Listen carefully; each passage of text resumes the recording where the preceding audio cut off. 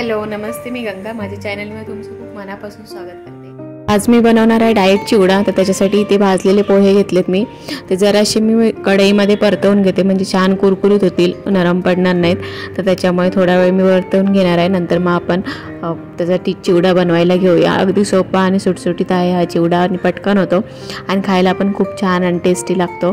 तर पोहे अगोदर भाजून घेऊया.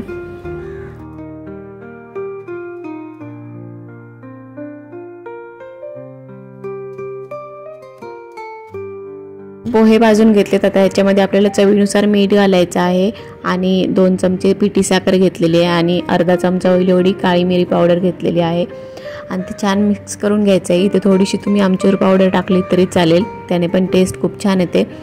आणि पोहे भाजलेले आहेत, तर याच्यामध्ये तेल वगैरे मी वापरणार नाही आहे, तर असेच बनवणार आहे. तर त्याच्यासाठी आपण हे सगळं मिक्स करून घेऊया अगदी व्यवस्थित.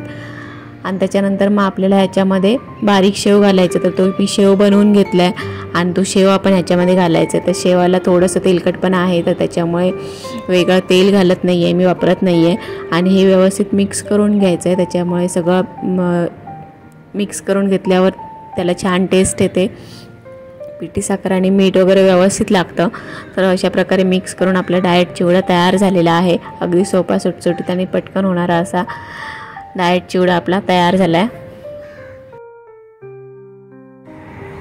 तर आजची ही रेसिपी तुम्हाला कशी वाटली ते मला नक्की कमेंट करून सांगा. आणि जर आवडली असेल तर व्हिडिओला लाईक करा, शेअर करा आणि माझ्या चॅनलला जर तुम्ही अजूनपर्यंत सबस्क्राईब केलं नसेल तर प्लीज सबस्क्राईब करायला विसरू नका.